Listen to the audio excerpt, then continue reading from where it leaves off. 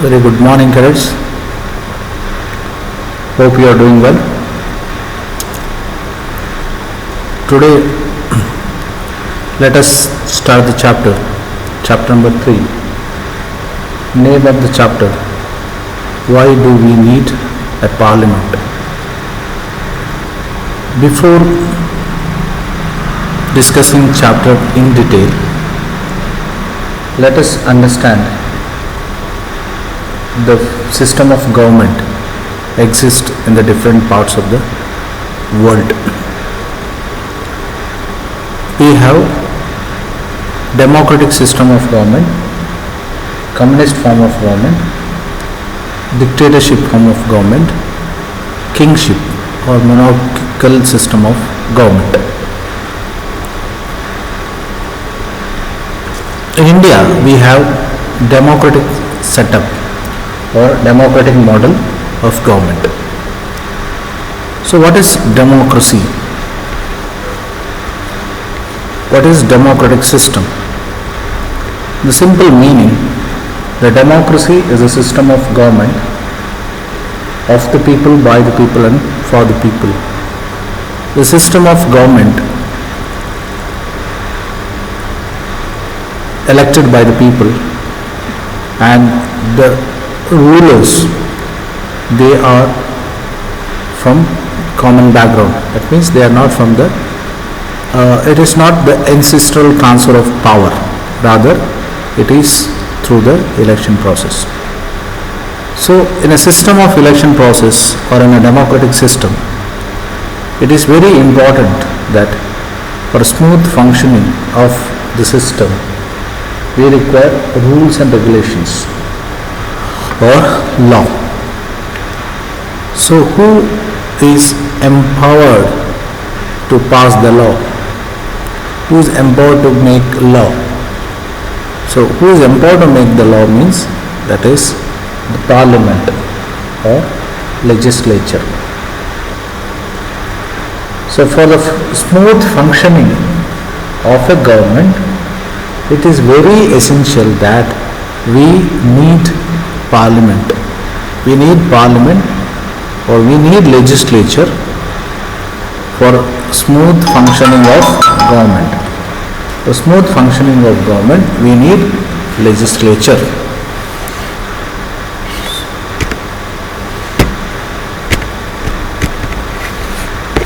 So in this chapter, we are going to discuss about why do we need parliament. We in India pride ourselves on being a democracy. Here we will try to understand the relationship between the ideas of participation in decision making and need for all democratic government to have the consent for their citizens. In these elements that together make us democracy, and this is the best expressed in the institution of parliament. In this chapter, we will try to see how parliament enables citizens of India to participate in decision making and control the government, thus making it the most important symbol of Indian democracy and key feature of the constitution. So what you would understand here? The parliament enables citizens of India to participation in decision making and control the government. So decision making process, citizen, we are not directly involved in the decision making process, but we elect the representatives who make decisions. So that is what the process of decision making. This is a building of parliament. You can see here it is enshrined with the people. So here who lift up this monument of the temple of democracy, the parliament. The temple of democracy, the parliament is supported by the common man. That is the beauty of a democratic system of government.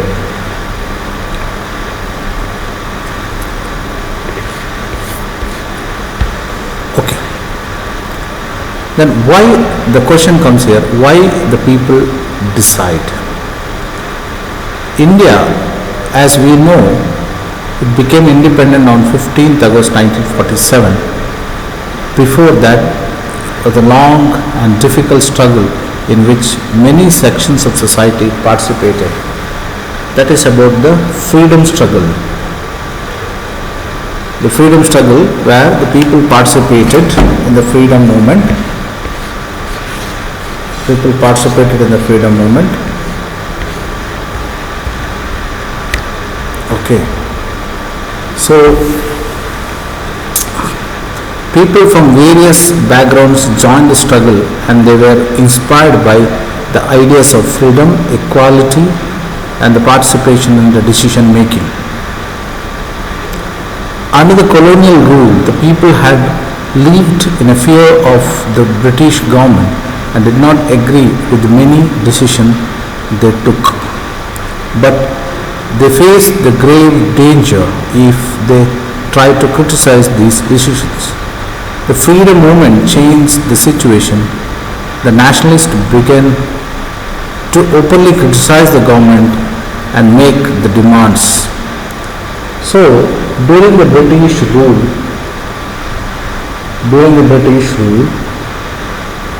British government passed the laws or the rules and regulations. Being Indian citizens, we were not allowed to oppose the decisions made by the British. Rather, we should follow the rules and regulations made by the British. We were not allowed to criticize the government policy. The freedom movement changed this situation. The nationalists began openly criticize the British government and make the demand. As per back in 1885, the Indian National Congress demanded that there be elected members in the legislature with the right to discuss the budget and ask questions. The Government of India Act of 1909 allowed for some elected representation, while these early legislature under the British government were in response to the growing demands of the nationalists. They did not allow all the adults to vote, nor could people participate in the decision making. So here what you would understand here, slowly the British government allowed Indians to involve in the administration.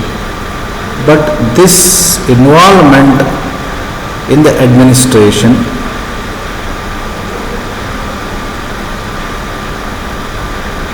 started after the Government of India Act of 1909. After the Government of India Act of 1919, the British government allowed Indians to have some representation in the election process, not completely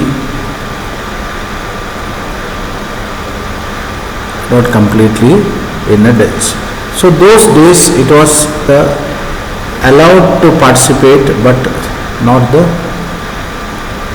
complete decision making. That's why it was not called as universal adult franchise. It was a restricted adult franchise.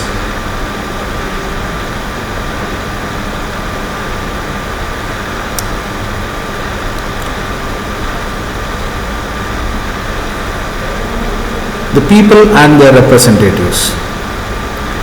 To take off the point for a democracy, this is the idea of consent. The desire, appeared and participation of people. It is the decision of people that creates a democratic government and decides about its functioning.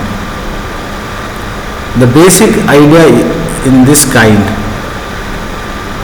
of democracy is that individual for citizens is the most important person, and in that principle the government as well as and others public to achieve.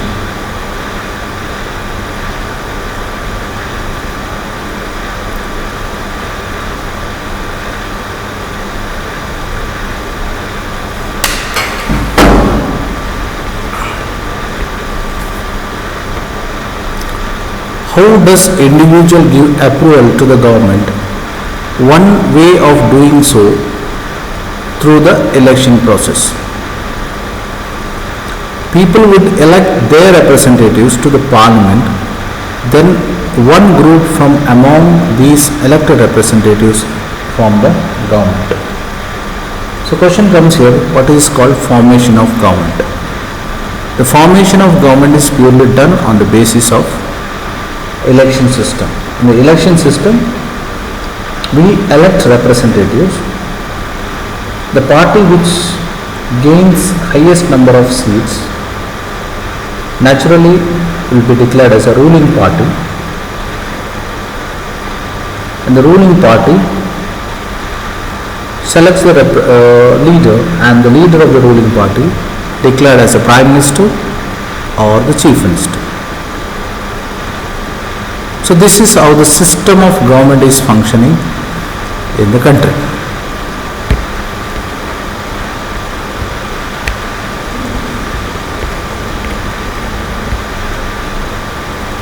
You can see here how difficult it is to reach the different terrains in India to conduct smooth conduction of election process, because India is such a vast country. Reaching to a different place to conduct elections is not so easy.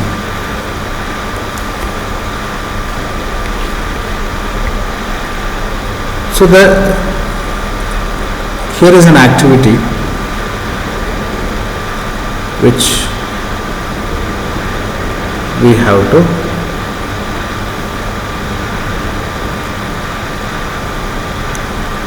follow.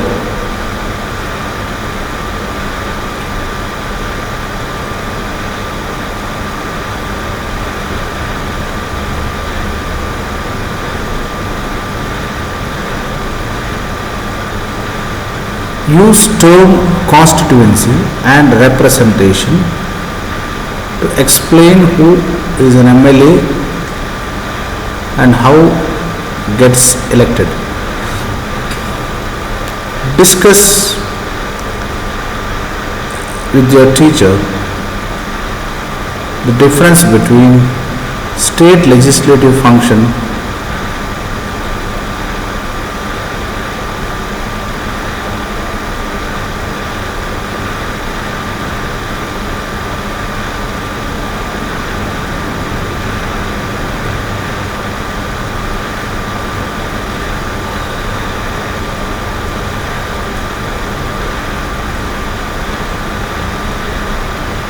from the list below.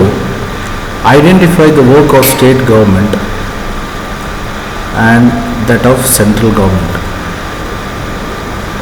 So let us complete the topic of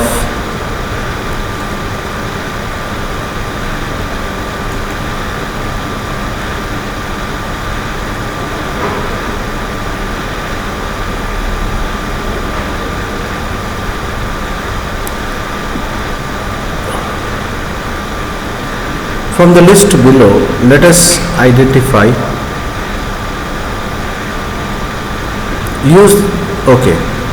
the decision of Indian government to maintain peace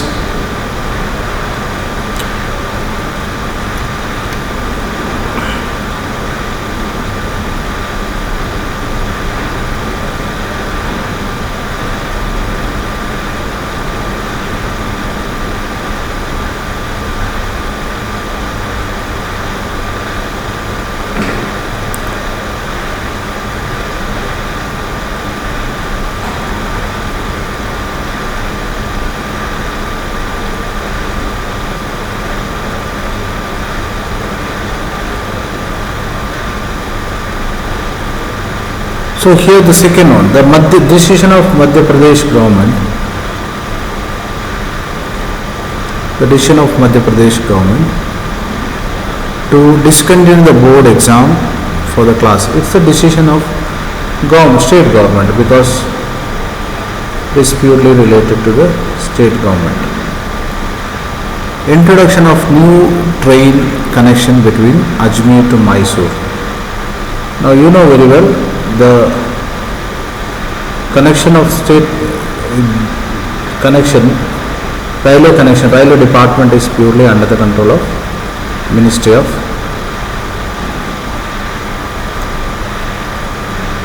Railway Department comes under the central government. So naturally it is the work of central government. Introduction of new 1000 rupees note, that is purely under the control of central government. Let us go through the one more activity. Fill in the blanks with the following words: universal adult franchise, MLA, representatives directly.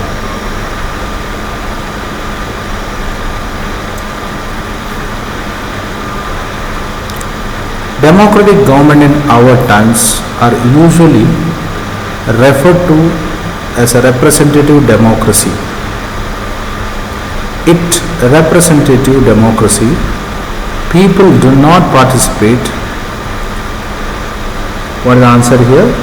Directly. Directly, but instead choose their representatives. So people choose their representatives through a system of election process. These MLAs meet and make decisions for the entire population.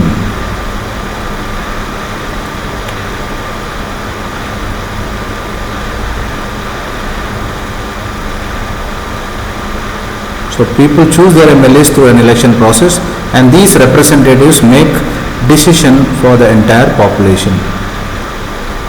These days, the government cannot call itself democratic unless it allows what is known as universal adult franchise.